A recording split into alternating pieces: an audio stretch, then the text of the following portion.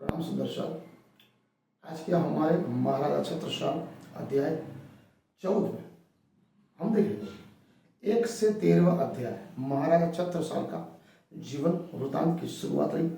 छत्रसाल महाराज का अगर जीवन चरित्र अगर हम पढ़े सुने या देखें तो हमें 1 साल के 365 दिन भी कम पड़े, क्योंकि एक ऐसे युग प्रवर्तक किसे बोलते हैं?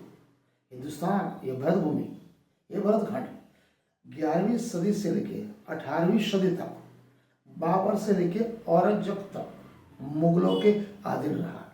हिंदुस्तान के 90% से ज्यादा राजा, महाराजा और उमरा, सूबेदार, सरदार मुगलों के अधीन रहे। एक तरफ का डर मुगलों के समय में रहा। किसी भी राज्य, किसी भी देश के लिए यह बहुत ही सोचने वाली बात है। हिंदुस्तान के अंदर मुगल आए 800 साल तक उन्होंने एक चक्री शासन किया। उनके शासन में जितने भी ये सनातन धर्म, जिसे हम हिंदू धर्म भी बोलते, उसकी देखा जाए तो पतन जैसे धीरे धीरे औरंगजेब के समय तक तो संपूर्ण तरीके से हो चुका था। हिंदुस्तान का जनमानस एक प्रकार से डर में जी रहा था। सभी को यह था कहीं हमको मुसलमान न बनना पड़े। सबसे मुगलों में सबसे क्रूर, धर्मांध, नीच और कपटी अगर बादशाह हो गया तो आलमगीर, जिसे औरंगजेब बोलते हैं। दिल्ली के सल्तनत पे 80% हिंदुस्तान के अलावा बाहर के एशियाई देशों में भी उसका एक चक्री शासन था। उसी समय 1706 में महाराजा छत्रसाल, जिसे हम निजानंद संप्रदाय श्री कृष्ण प्रणामी धर्म में अक्षरातीत परमात्मा के एक शक्ति संपन्न अवतार, जिसे हमें शाकुंतल सखी के अवतार में हम इन्हें मानते हैं। अक्षरातीत परमात्मा का सानिध्य पाकर न केवल महाराजा छत्रसाल ने बुंदेलखंड को परतंत्र मतलब हो चुका था होने से बचाया, स्वतंत्रता दिलवाई, संपूर्ण भरत भूमि, भरतखंड में एक हिंदू सम्राट, चक्रवर्ती सम्राट और नरवीर हिंद केसरी श्री छत्रसाल जी महाराज के रूप में उन्होंने अपने आप को साबित किया।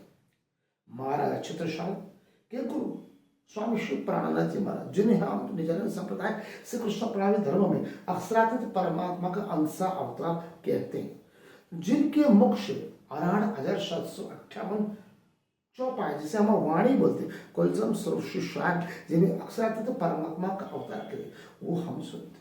छत्रसाल जी महाराज ने उन्होंने अपने उनको स्वामी श्री प्राणानंद जी महाराज को परमात्मा अवतार मान के उनके पद चिन्हों पर उन्हें चले। न केवल बुंदेलखंड को स्वतंत्रता दिलाई, साथ साथ धन वैभव इकट्ठा किया और समग्र हिंदुस्तान में भरत भूमि में हिंदू सम्राट, हिंदुस्तान, हिंदू भूमि कि उन्होंने हिंदू स्वराज्य की स्थापना की। इसीलिए महाकवि भूषण के मुख से यह निकल चुका है, छत्ता न हो तो सुन्नत होती शबन की। मैं दोबारा इस वाक्य को कहना चाहूंगा, छत्ता न हो तो सुन्नत होती शबन की। ये 17वीं शताब्दी में महाराजा छत्रसाल के लिए कहा गया, क्योंकि वो एक ही ऐसे महाराजा थे, एक ही ऐसे सम्राट थे, एक ही ऐसे हिंदू सम्राट थे, जिनकी वजह से मुगल सल्तनत का 17वीं सदी 18वीं शुरू होने से पहले मुगल सल्तनत पूरी तरह से नेस्त नाबूद हो चुकी थी। छत्रसाल जी महाराज को दिल्ली ढारनार मतलब दिल्ली मुगल सल्तनत को संपूर्ण तरीके से नेस्त नाबूद करने का श्रेय अगर जाता है तो नरवीर हिंद केसरी से महाराजा छत्रसाल जी को जाता है। छत्रसाल जी महाराज के अलावा पंजाब में गुरु गोविंद सिंह, महाराष्ट्र में छत्रपति शिवाजी, राजस्थान में दुर्गादास राठौर, साथ महाराजा छत्रसाल युगावतार, जिन्हें हम निजानंद संप्रदाय में अष्टप्रधान पूजा के समय महाराजा छत्रसाल जी के जय ध्वनि के साथ हम उन्हें देवी अवतार मानते, देव के रूप में हम लोग उन्हें पूजते। छत्ता न हो तो सुन्नत सबन के, ये इसलिए कहा जाता है। औरंगजेब को अगर हिंदुस्तान में मुगलों की सत्ता को फैलाने के लिए अगर रोका हो तो सिवाय छत्रसाल के और कोई नहीं था। मुगल सल्तनत 90% 100% संपूर्ण तरीके से अगर नेस नाबूद हुई है तो छत्रसाल जी महाराज के कर कमलों द्वारा।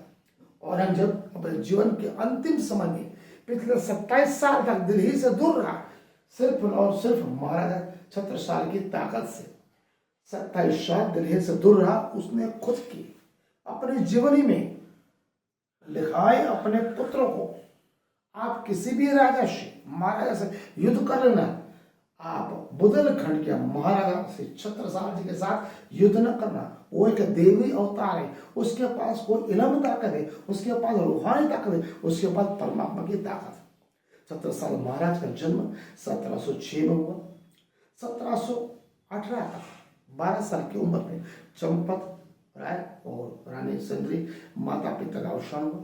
उसके बाद अपने सगे संबंधी राजा महाराजा को मिलने गए, किसी ने साथ नहीं दिया। सगी बहन मानकुर ने मना कर दिया, भाइयों ने मना कर दिया। 16 साल की उम्र में देव कौर से शादी हुई 1722 तक। उसके बाद उन्होंने सोचा कोई साथ देने वाला नहीं है, तो उस समय राजा मिर्जा जयश्री से मिलकर औरंगजेब की सेना में भर्ती हुए। 1722 से 1724 तक 1.5 साल मुगल में रहे। देवगढ़ का किला जीता, छत्रपति शिवाजी का पंढरपुर का किला जीता। उसी समय